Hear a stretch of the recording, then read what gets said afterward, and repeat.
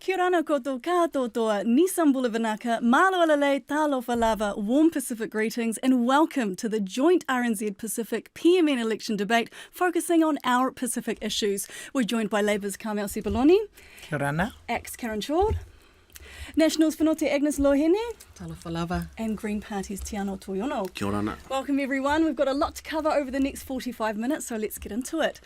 Big announcements over the weekend on immigration. Carmel, I want to start with you. Your policy offers an amnesty or regularisation for overstayers of more than 10 years. Why has this taken so long, and don't you think Pacific voters can see right through it? I think, we were really clear after the Dawn Raids apology that this was something that we would start doing work on. We've continued to do that. In the end, the most appropriate way to do this was through a party policy promise as opposed to government activity. But we've said we'll do it in the first 100 days if we are re-elected. And we've been very clear about what it will look like and why we are doing it. I think, like you said, you wanted to do this as just something that's Labour, but at the same time, the apology was 2 years ago, and then to find out that it would only take 100 days to roll out, it doesn't seem to sit well. Well, you have to think about everything that has been expected of Immigration New Zealand in the last couple of years and the immense pressure that they have been under with respect to resuming business as usual, and above that, given the borders being closed and then the reopen, the requirement for additional visas because of the workforce shortages that we've been experiencing, a range of other things that Immigration New Zealand have been engaged with. That has meant that some of the work that we might have wanted to see done earlier hasn't been done, but we've said as a party this will be done in the first 100 days if we are re-elected. Okay, Agnes, I'd like to go to you. National leader Christopher Luxon says this approach rewards rule breakers. Do you agree with your leader? Yes, there is actually a point there, and I think, we all know people that have, they contact MPs in particular to have assistance in their process to residency, and it's hard, and we have to think about what it looks like for those who've gone through this process. And it may take a bit of time and a lot of work and anguish, and then to see, that now there could be an open channel if you've been here overstaying. I don't know more details on particular in terms of how many numbers we're looking at. But again, I think you raised the point about the apology was 2 years ago, and National absolutely agrees that what happened to our Pacific people in those days, and it was discrimination, was absolutely abhorrent. But we're now in 2023, and we have to look at how is this policy viewed for people that are working hard to go through the legal steps to become residents? Karen, I'll go to you on that. What's the ACT Party's stance on overstayers? Yeah, so we've got a similar stance. It's around rewarding people who have been actually breaking the law. And how is this fair to people who have gone through the proper processes to arrive here? I've known that in my own family, having people come here as refugees who have had to wait for a very long time to be accepted into this country. And then many who are coming here and waiting quite a long time to even know if they're going to be able to come here for a better life. So what are we telling those people? That if you break the rules, you're going to get rewarded for it. And we just don't see this as being a very good idea. I just want to throw in here that I am an electorate MP and have been one for quite some time, and dealt with many cases where people have slipped into illegal migration status here, immigration status. Actually, a lot of the time, it's not necessarily through fault of their own. They've paid thousands of dollars, lots of them, to lawyers and advisors that haven't given them the best advice. There have been delays that through no fault of their own. The children, certainly, it's not their fault that they've ended up in this situation. And I've met young people who didn't even realise that they didn't have legal immigration status until their late teen years. And so I think we need to be really careful not to cast judgment on those that are here illegally, because certainly as an electorate MP, I've seen a lot of cases where people have tried to legitimise their status over and over again, but haven't been able to navigate the system successfully to be able to do that. Yeah, and I want to follow on from that to you, Tiana. I'll bring you in. Green Party says the announcement doesn't go far enough, saying migrant workers are only a job loss away from being an overstay, which is what Carmel was saying. What's missing out of this? Well, that's exactly it. I mean, the Green Party supports an amnesty for overstayers for everyone, and I want to acknowledge the work of groups like the Migrant Workers Association and the Pacific Leadership Forum, who actually came to Parliament to tell the Parliament about getting a petition for an amnesty for overstayers, something that we support as well. Waiting for the election to announce this, I think when actually this could have been done a couple of years ago is something that's concerning for me as well. And also 10 years, why 10 years? What about people that are experiencing exploitation within 8 years or 5 years or 2 years or whatever? But I also agree with the point around that sometimes people fall out of their legal status out of no fault of their own. There is exploitation that is happening out there. Maybe your employer gets taken out by a climate-fueled event like we saw in Cyclone Gabrielle as well. So some of these visa conditions, the way that they are tied to single employers, can be incredibly punitive. Yeah, and I want to let you respond to that, Carmel, because this is a bit late in the game. You know, we are weeks out from the election, and Pacific people we know have a lower vote turnout rate and are usually less. There's quarter of Pacific voters who aren't registered to vote. So this does seem like a big carrot to dangle right now. Well, no, I think I've given the rationale for why it's taken so long for us to be able to make this announcement, but it's certainly a strong commitment. And it's one that we know we can deliver on. It's all good to be able to say we're going to put up an amnesty, but if you know that all of the kind of system measures and everything else are not in place, or you're not going to be able to deliver on that, then that's not sincere. So we know that we are able to do that. The 10-year period that has been mentioned, there was some consideration given to what the time frame should be. Off the back of the Dawn Raid's apology, certainly want to capture anyone who may have been affected or been around during the Dawn Raids and still irregular, or have children that may still be impacted by that.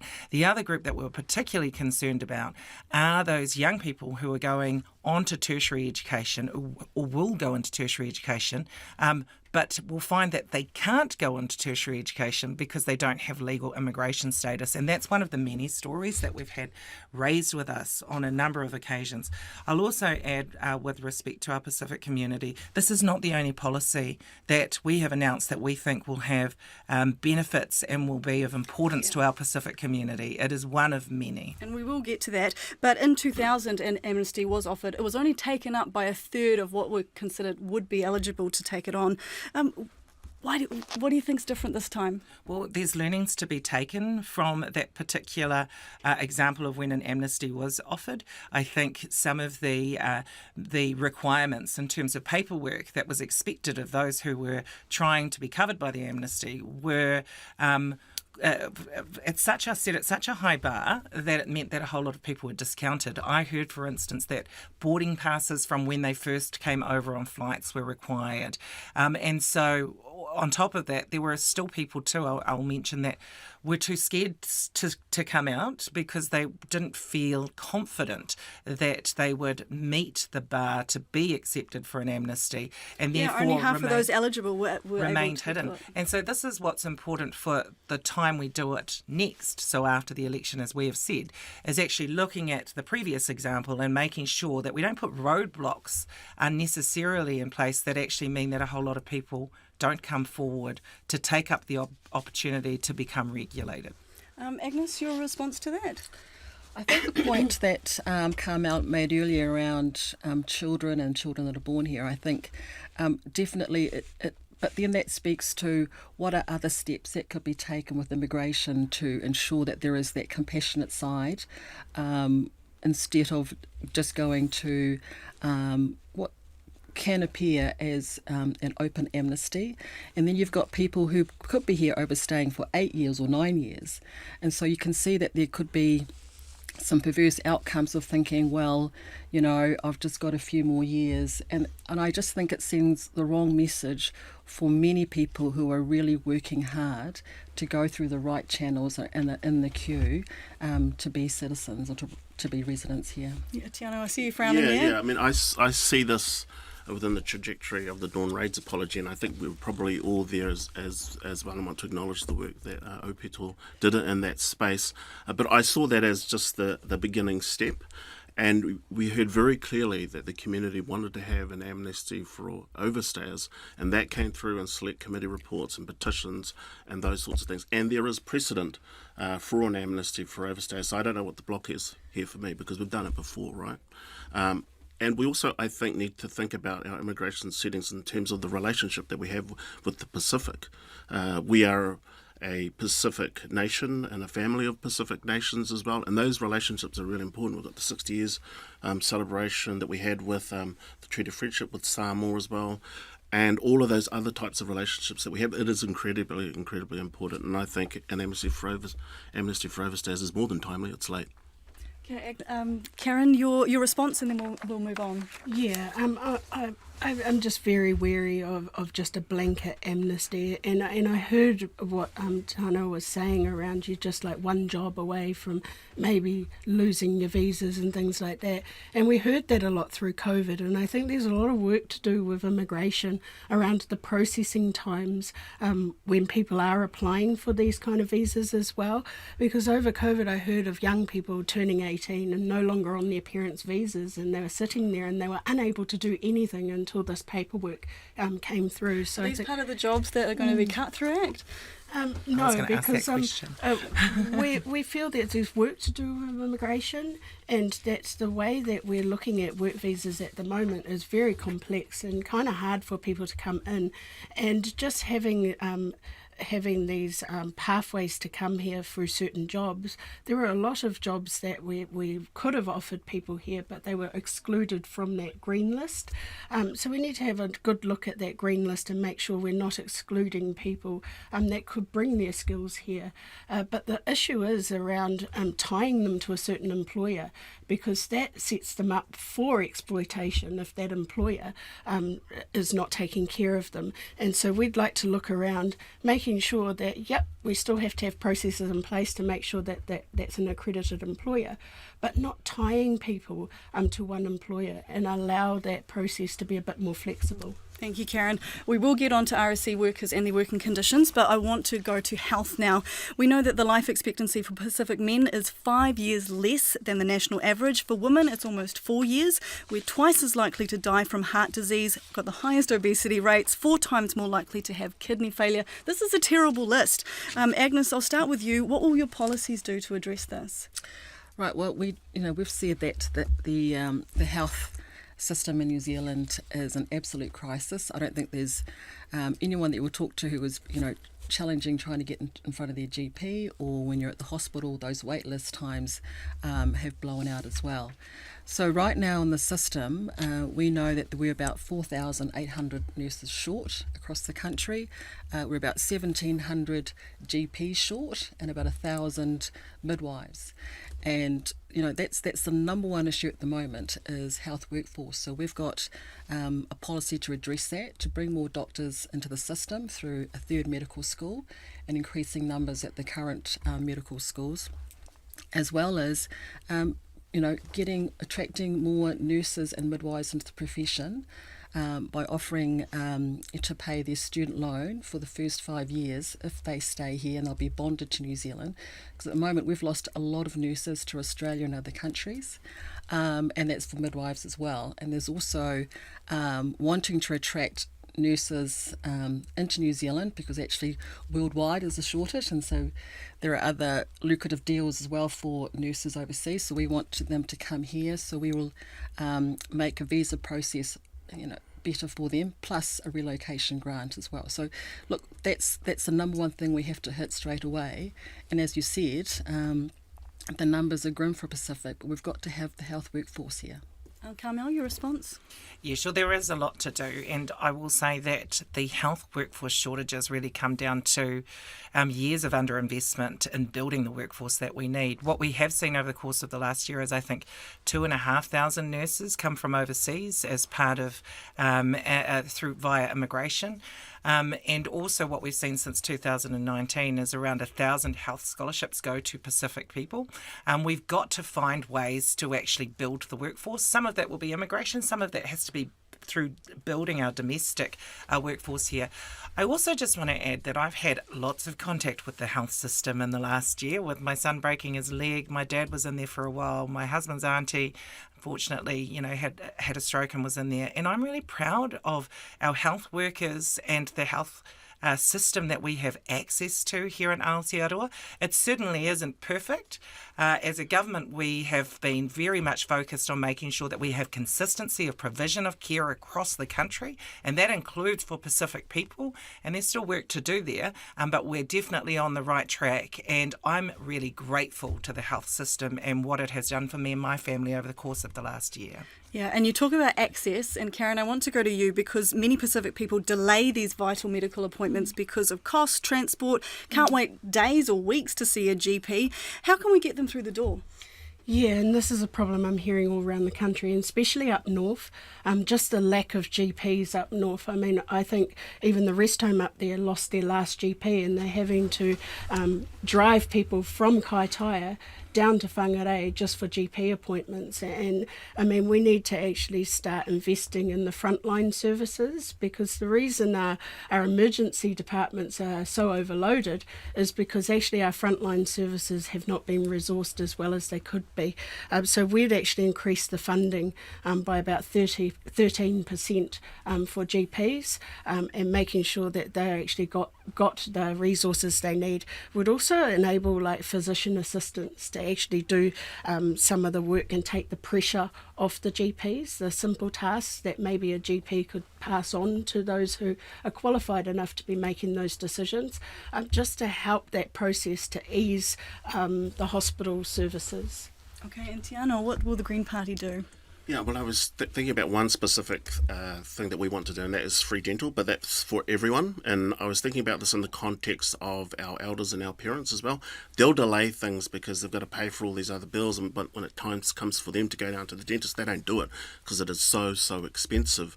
So we think it's important that we have free dental care for everyone, and I think this would help our Pacifica communities. Just a little bit also on the workforce issues as well. I think we agree with what the problem is. We need to improve working and pay conditions for all our frontline workers and support the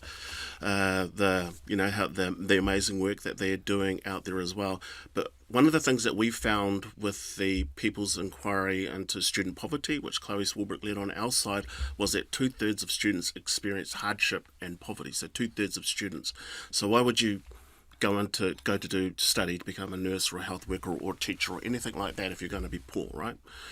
So one of the other policies that we're bringing to this election is an income guarantee to make sure that if you're a student or a person that's just fallen out of work, you've got that money to be able to go to university, for example, as well. And we would fund all of that through a wealth tax. Yes, well, I was going to say, how are you going to pay for this? Because a wealth tax has been ruled out by Labour.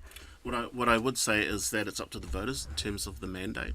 The voters decide what we as politicians will negotiate or have our conversations on, and we'll find that out on October the 14th. And if there's a mandate for a conversation to be had around a wealth tax or a fairer tax system in general, we should have that conversation. It's up to you. It's up to you, voters. It's up to you, whānau. It is. Agnes, I want to go to you because we talk about these Pacific terrible rates in health. As much as it is to build the workforce, we're not getting the health outcomes that we want for our Pacific people and life expectancy and all the stats.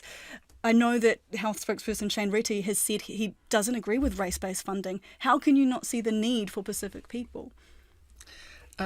Well, we don't agree with race-based funding because we agree it should be on need. And typically, as you've said, Pacifica will be up there in terms of need. So that's how we address it. I think, when you start wanting to tag health dollars on your race, it's actually not going to give you the results you want. You actually want to have the people that are the most need, and if Pacific and Māori tend to be there, they are there. We already know, yes, they have the most need. Yep. And so we stand on that it should be given on need. And I speaking to that, I think as you have said, that the statistics show really clearly that Māori and Pacific are not getting access to the healthcare that they need to the same extent as what some other New Zealanders are. Not just Māori and Pacific though, those living in rural communities are another group that has been identified as missing out or not getting the access that they need. This is probably the thing I've been most disappointed about the whole way through this campaign is the attack on simple equity measures like this. This is not about giving Māori and Pacific any advantage because we are disadvantaged given our health outcomes and our lack of access to the health system. It was always going to be on need first, but another criteria under that is then Māori, Pacific or rural, and it's about fairness. It's about trying to address some of the health inequalities that exist. It's been actually worked up to a frenzy, and those of us out on the debate trail campaigning at the moment have seen that, where it's been incredibly ugly to see the level of racism that has resulted because of the rhetoric around measures like this when they are purely equity measures and they should be embraced by everyone. I actually think that that's a little bit harsh. When we go around the country, we're hearing from people that just want to know that our health system is going to take care of them when they need it to take care of them, no matter what ethnicity they are, and making sure that if they have cancer and they need a cancer treatment, if they have a broken bone, that they're not going to be waiting in an emergency department for 48 hours to get that bone set. It doesn't matter what ethnicity you are, you need to get the treatment when you need it. And I think people are really worried when they hear that part of that decision making is based on race. And they feel that this is just setting us backwards and dividing us as you're in this camp and you're in that camp, and we should be working together as one. My issue is like in my household and with my family, there's lots of different ethnicities there, and they feel like that they're being treated differently. They go for a service and some of them have to pay and some of them don't. And there are some Māori that are doing very well. They're offered services that are paid for when they could quite frankly pay for it themselves. And then there's some that aren't doing so well that do need that help, and we should provide it. It shouldn't be based on ethnicity. It should be based on need. But here's the issue, and I support what Carmel was saying. If you've got Pacific health providers, that's good for our people, because some of our people, they won't go down there if that person doesn't speak their language or they don't have the cultural framework. And so I agree with what Carmel was saying. We of course we start off with needs as well, but then you've got to think about, well, what can we do to reduce the inequities in health for Māori and Pacific? Well, you have a framework, you have ways for them to access health services which make cultural and linguistic sense for them. We don't disagree on outreach. That's different. There are ways that you need to take different channels to reach those communities, whether it's rural or a particular ethnic group around language. In fact, we support a lot of outreach going into the community. The solution was not to do this massive, expensive, restructure of health at this time, particularly post-COVID, and particularly the health workforce challenges we were already facing prior to COVID. Is that not race-based policies? It's not race-based policies if you want to do outreach. It's still based on need, but outreach doesn't mean that it is race-based. It's reaching different communities, which includes rural, which includes other people. Okay, there's so much we could say on this, and I know if you just went to the waiting room at Middlemore, you would see the ethnicity of the people sitting there, and many would argue that there needs to be... Not even just at Middlemore. Not just, you're right, not just at Middlemore, but we do need to keep moving. Yeah. But one of the drivers of poor health is housing. So 40% of our Pacific children live in overcrowded homes. 1 in 10 Pacific children live in damp and mouldy homes. They're 80 more times more likely to develop acute rheumatic fever, which can lead to heart disease and death. Former Prime Minister Jacinda Ardern called this a national shame. Karen, I'll go to you. How are you going to improve our houses for Pacific children? Yeah, I think we need to improve our houses for everybody, to be quite frank. I think there's many people struggling within the communities, and I see what great jobs that actual community organisations are doing within their individual communities. They know their communities, they understand them, and whether that be Māori, Pacifica, Shouldn't or we give any them the other money community. to do that? I think if we can devolve back to community organisations and NGOs, I just think there just needs to be a little bit more accountability of where that money's going and making sure we're getting measurable outcomes at the end of the day, because this is real people's lives that we're dealing with, and it's not about putting more money into something. It's about making sure that that money is actually accomplishing something. And there's many organisations that do a fantastic job at that, but I think the real issue is around actually the red tape that it takes to build a home. And you talk to some community organisations, and they may have the funding, they may be able to actually build those homes, but actually getting the consent process and going through all that rigmarole can actually take longer than building the homes. So we need to make sure that we're actually bringing the cost of building down too. We've got policies around making the material equivalence register with countries that we deal with overseas that are very similar to us. I feel like this is helping a lot of builders and landlords, but not the people living in it. Yeah, well, you have to build houses for people to live in them. Yes. And you have to build houses that in certain communities that suit that community. I remember looking for a home where I am on the North Shore, and I have lots of children, and finding a bigger home with more bedrooms was very difficult. And so we need to look at how we're planning and where we're building these homes, because where you've got smaller families, you can build smaller homes. Where you've got bigger families, you need bigger homes. I just think we need to be planning a lot better, and just building all these homes in small spaces. It's good for a short-term solution, but long-term, not so much for our communities. Carmel, your response to that? Yeah, well, I'll start with the health concerns associated with housing for Pacific people. Rheumatic fever should not be part of our lives, and it is absolutely preventable. And we know one of the biggest causes are cold, damp, mouldy homes. And so we very much over our time focused on investing in that space, putting requirements on landlords to actually have standards around the warmth in their homes, the insulation that exists. Isn't this making things more expensive though? Well, the national parties say, and they have in the past, and I think ACT as well have disagreed because they thought that we were putting too many obligations or measures onto landlords. Well, it's the very least that we should expect that if you're offering a service, then it doesn't make people sick, and it's our people disproportionately because they are larger renters, because we have lower home ownership, that are reliant on that housing stock being warm and being safe to live in. And so I think it was a necessity, and I don't resile from the decisions and the investments that we've made there. It's not just about that though, it is about increasing the public housing that we have available so our people have the options. And so we have increased that by 13,000 homes. We stopped selling them off. We've got 2,700 Pacific people signed up with our program that provides them with support to pathway into home ownership. So there's a range of things going on here. Finally, I'll just say some of our Pacific populated areas are getting investment that they never had before, like the 1.5 billion we put into Porirua for housing revitalisation. That's not just the houses, that's all the infrastructure that goes around that, and that's going to be important for that densely populated Pacific community, and that shows our commitment to our Pacific people. I think we need to be a bit more honest around that as well.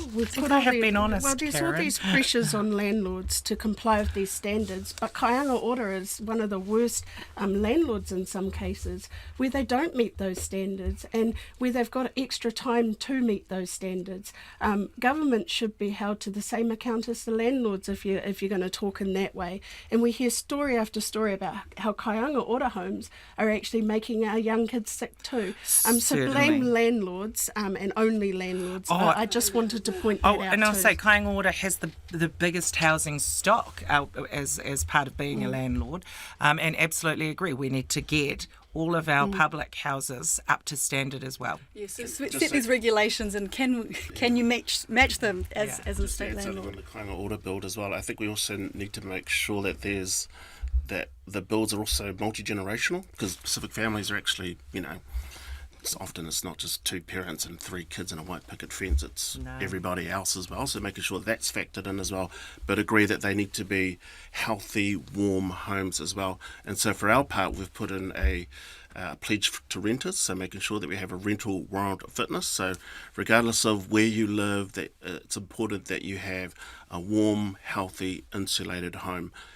When we put out that policy, we had renters send in photos of some of their accommodation where they were living. Some of it was terrible. It's like mushrooms growing on the floor, broken windows, all of this, cheaper rent, don't all you? of this kind of carry on. Well, it's not acceptable in a country like New Zealand that some of the accommodation that our people are living in is like this, and also acknowledging that there are 1.4 million renters within Aotearoa, New Zealand, and many of those people are our people. Yeah, you're right. And Agnes, I haven't given you a chance to respond. How is the National Party going to help Pacific renters? Well, I just want to come back to these, to the state houses. I grew up in a state house, crowd of 15 people, and one of my sisters has lived with asthma her whole life, and in fact it put her behind in school. This is the reality, and so we've always been supportive of making sure that our homes, whether they're our Kāinga Ora homes or private landlords, Didn't are National warm want and to dry. scrap the Healthy Homes Initiative? We had our own policies around, standards for healthy homes. Again, it was trying to strike that balance to ensure that there was still an incentive for landlords to want to be landlords. Otherwise, what we've seen at the moment, we've seen a drop in rental properties and then rent's gone up. But there's been other layers of red tape and costs put on landlords that have absolutely driven rents up, and rents have gone up $180 per week under this government. And that's reality. So when we look at housing, we've got to look at housing across the continuum from, unfortunately, we still need social housing, emergency housing. We've got 500 people living in cars at the moment. So we've got a priority category to move those people who've been living in cars further up that social housing list. We need more of. Social housing. And it was actually the national government that actually supported this, that what we have now as community housing providers, because we actually can understand that actually the government aren't the best landlords. There are actually groups in the community that are better at actually building houses for that community, and whatever bedroom that they know these communities need, 3, 4, 5 bedroom homes, to be supported. And that was cut off under Labor, so they haven't been able. The community They haven't been providers able, still they haven't been able exist. to grow. It's So about we're going having to both. offer, an infrastructure funding for those chips to be able to bid alongside Housing New Zealand or Kāinga Ora to actually build homes and provide that wraparound support for those families, because we find that they're actually better at it because they're in those communities. Respectfully, I have to say that under the previous national government, public houses were sold off. And so, we've had to to work make hard social to build houses. them back.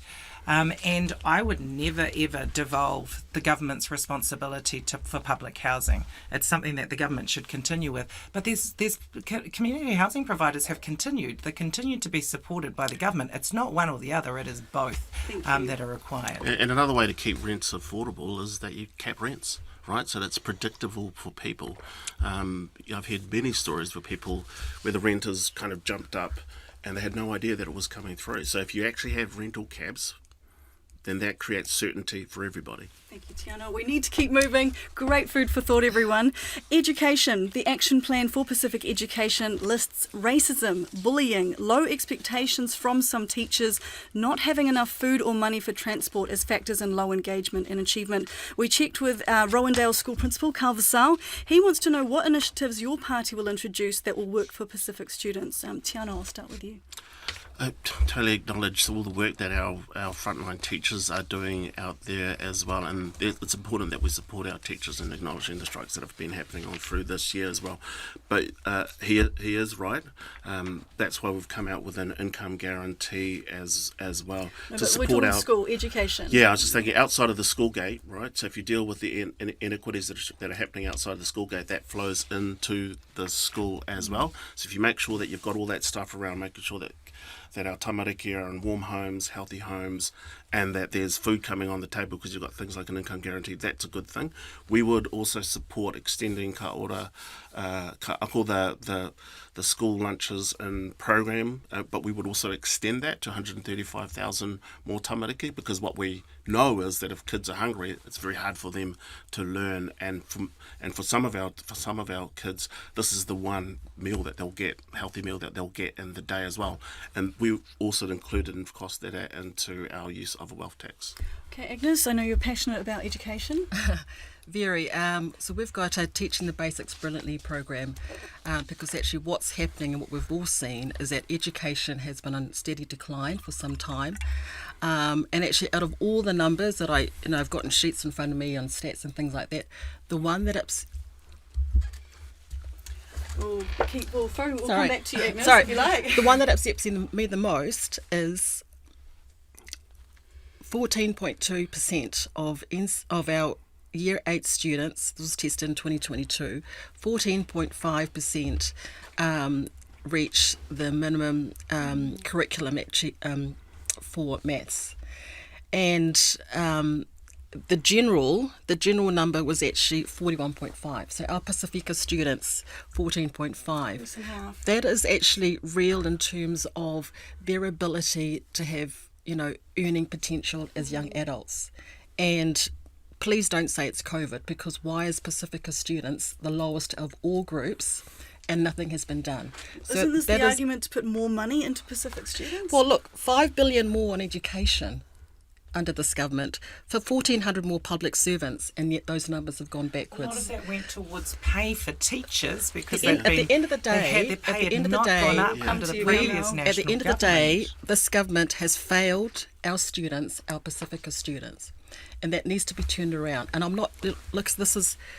want the same attention put on a national government to hold us to account, to lift achievement for all students, including our Pacifica students. Thank you. Just to talk on the part of the teachers, but I talked to some teachers where their pay rise hasn't kept up with inflation for 10 years. So some of that money was vital money that needed to go to our teachers, because the working conditions of our teachers, those are the learning conditions of our tamariki. Yeah, some would argue underinvestment for decades. Yeah. Karen? Yeah, and when you're talking to teachers as well, is their jobs have got really complex over the last few years. Not only are they teachers, they're social workers. Kids have been through a lot. They've effectively had interrupted education for the last 3 years.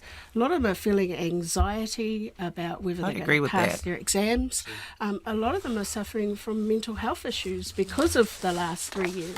And a lot of them are socially behind as well. So teachers are dealing with all of this on top of actually trying to educate our kids. We're very passionate about education, and we've talked a lot about charter schools and partnership schools and how they were really good for young people who didn't quite fit into the education system as it is, and it was shut down under this government. Could we? And we would really like to bring that back. Give the kids an option, if they aren't fitting into that school environment, that they can be part of a partnership school where the learning is a bit more flexible and based around their needs. Okay, so your solution is to just give them a separate school? No, not just that. I mean, we need to make sure that our children have stable homes for starters, because when you're not stable at home, you're not stable at school. We have children living in motels with uncertainty about where they're going to be from week to week. We have children that aren't being enrolled in school because of that fact, because parents don't know which school to enrol them in because they don't know. And you where want to they're gonna introduce live. infringement notices for chronic truancy? How would that work? That doesn't work. Are It's you been going to introduced before. fine parents for missing school? Yeah, well, we want to make sure that kids are actually going to school in front of a teacher and actually learning. And it'd be on a case-by-case basis. Yeah, I think there's already issues if they're not showing up to school. Do you think fining them is going to help? Well, I just think there has to start being consequences around making sure our children are going to school. So more punishments. Well, making sure that we're finding out what the reason is first. Don't go straight in there and say you're getting an infringement notice because your kids isn't going to school. I mean, you need to make sure that that we know the reasons first, and if it's chronic truancy, where there's actually where help's been offered and the children still aren't showing up to school, then there has to be consequences for that. Carmel, I'll move on to you. Yeah, I will say that policy is one that has been in place before. So under the previous national government, they increased the infringement fees. $30 a day. Yeah, well, I think it was like over $1,000 if you were chronically truant for parents. It was. I don't even know if they enforced it once. And if they did, it would have been a handful of times. And so it's just, unfortunately, in that space, talking a big game, but it doesn't actually have the positive impact. I want to acknowledge principals and teachers that are out there doing this very important job, including Carl Vassell, that put the question to you. We went to Teachers College together. I always knew he'd be a great advocate for education. Some of the things that I'm most proud of were really reflected in one of the schools that I visited in the Bay of Islands recently. It is a high deprivation area when I went, predominantly Māori in that school. They have the Food in Schools program now. That's making a difference with respect to the kids actually showing up. New classrooms, new basketball turf, new food tech space. They've got period products in schools. They have also got the system in place where the government gives the money so they don't have to charge a donation, because they were never getting that donation from those particular families anyway. These are measures that help to assist with the education that goes on, but also address some of the social challenges that these families are facing outside of the school. These are the types of investment that Labor has on our track record, and these are the types of things that we would want to continue doing. It isn't just about, although it's very important, the education that happens. It's about getting the kids there and addressing some of their social issues. I think we've all brought that up, but I just want to finish with you, Agnes, because I can tell this means a lot to you.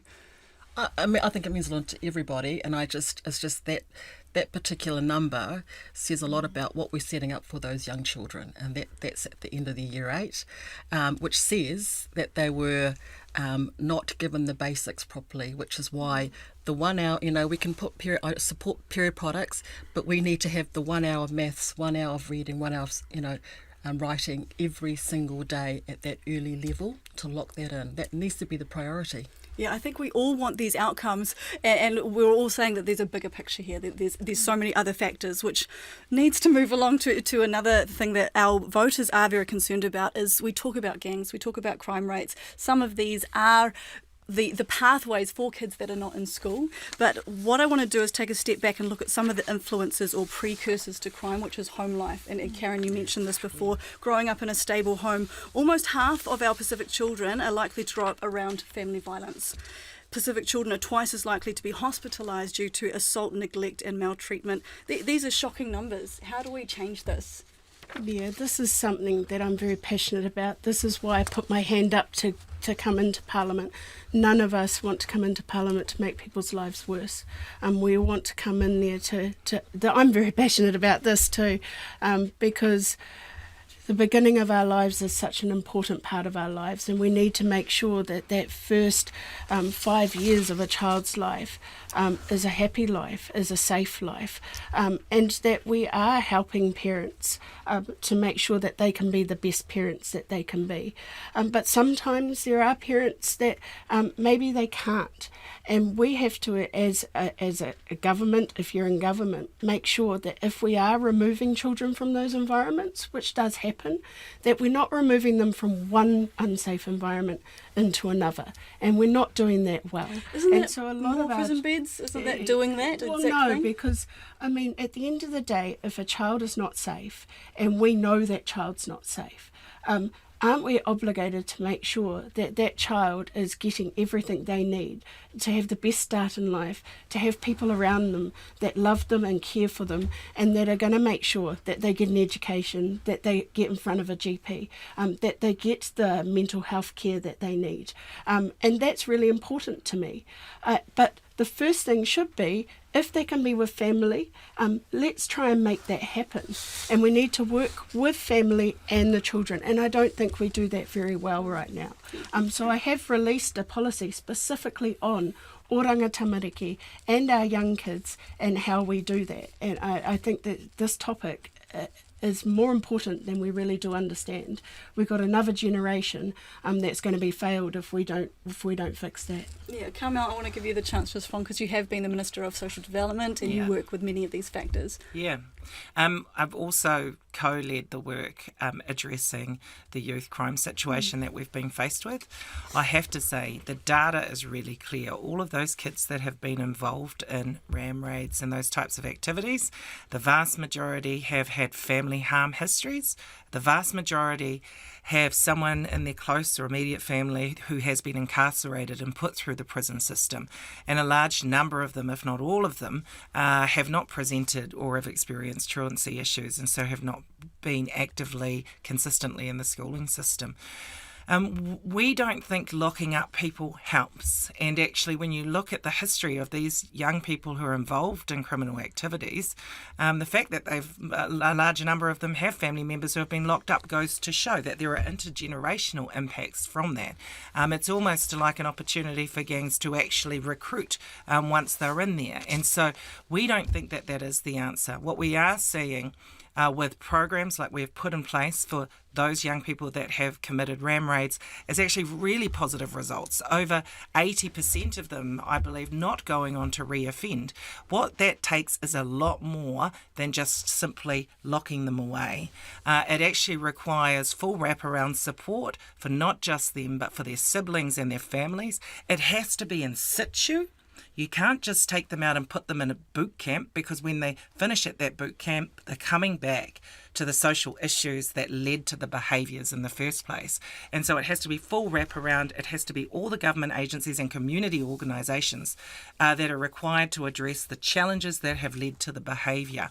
It's harder, but it works. And more expensive. And it is more expensive, but it's going to be cheaper in the longer term if we're able to address the whole whānau's issues so that the behaviour doesn't continue. And so that other things don't happen in that household too. Yeah, I want to go to Agnes because this could be called soft on crime. What's National's response to that? Well, this is a big issue. So if we talk about, so on one side we've got, we're talking about the challenges. So our young people who are committing crime or ram raids, you generally can go back and you can see that there's been dysfunction in the family or addiction, and so we have to tackle that in terms of social investment.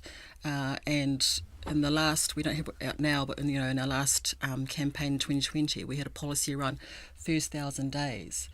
Critical time to support mums, dads and babies, and to pick up any issues there where they could have extra support so that child doesn't get to 10, decides they don't want to go to school, and then sees a pathway into an adventure in a car, into a dairy. So that's one side. At the other end, those young people, we have to try and change their life around. And so if you're soft on them, what they see is they can continue in that. And so we do have policies around military academies where they are going to have wraparound support. No, they do work. There'll be wraparound support, there'll be coaches in the community. You cannot put them back into the same environment where they haven't learnt anything. You're not giving that 10-year-old, 12-year-old a chance to change their life around. It actually has an 80% fail rate, those types of boot camps. No, that's incorrect. Yes. But anyway, I'll leave it to Tiana to respond so we've to got, that one. We've got to, then the other side of the equation is actually we have to keep our community safe. So whilst we are dealing with, these are long-term issues here that we absolutely have to address, whatever government's in, we also have to make sure that we are keeping our communities safe, families, people on the street. There's just violence now, young girls being attacked at bus stops, at train stations. I don't actually like my son now to be at the train station too late at night. That's a terrible situation to be in, that you feel that your child's not safe just busing or training home. Yeah, no, it's all a major issue, and there are realities for our people. Tiana, I want to give you a response before we need to wrap it up. Time's going fast. The problem with National is that they're soft on poverty. Like, we've all just acknowledged the long-term systemic issues here, and it does require money being put on the table to have all those wraparound services. So if people are falling off the wagon, they can get addiction support, mental health support, all of these things, but it does require support from the state. And we also have to address those underlying drivers of poverty as well, because if you have the stable home life, because there's food on the table, the family can afford to keep the lights on, and the health is a healthy one. That helps to stabilise our families. That's what we should be doing. Locking them up into boot camps, it just won't work. Which is why you need a strong and growing economy to be able to do so that. many Fear things. going to work every day, because either A, they're going to come to work and find that their shop's had a car rammed through the front door, or B, someone's going to jump the counter and attack them for what's behind their We've door. actually seen a massive There has decline. to be consequences for that behaviour. We've seen a massive decline, and just talking a big game about punishing people is not necessarily going to address the issues. Doing what we've done has resulted in a massive decline in ram raids, and we've got to continue that work. Okay, there's so much we need to do on this, but we need to wrap up. One sentence from each of you, please, on climate change and how your party's going to improve this. Agnes, we'll start with you. We've got policies out to double renewable energy. We're going to help farmers also clean up in their areas, and we're going to also invest in public transport as well. Okay, public transport, thank you. Tiano? Well, the Green Party has a very strong record on taking climate action as well. So a vote for the Greens is a vote for climate action. It's a vote for supporting our communities to become more climate resilient as well. And in our climate safe communities policy, we've got some money set aside to support our towns and our councils to make their towns and councils more climate resilient. We also need to keep mitigating our emissions as well, because when we do that, we play our part in the wider picture of things, and just recognising and remembering that actually Aotearoa New Zealand is a Pacific nation and a family of Pacific nations. Thank you. Carmel?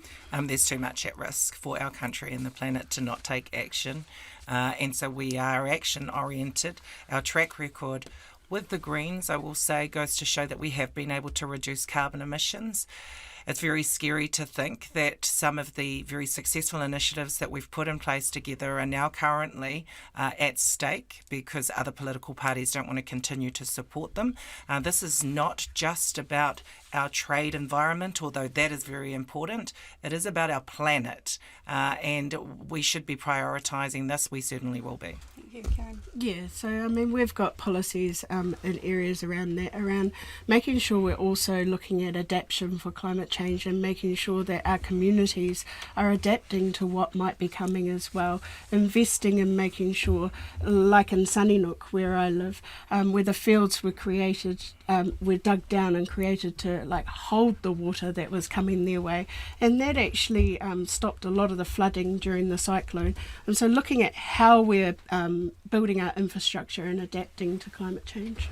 Thank you. Just finally, quick pitch to our voters. 30 seconds. Oh, well, 30 yes, climate seconds, change double the is pitch. very important to the wider region, but Tiana, we'll start with you. Why should Pacific voters vote for the Green Party?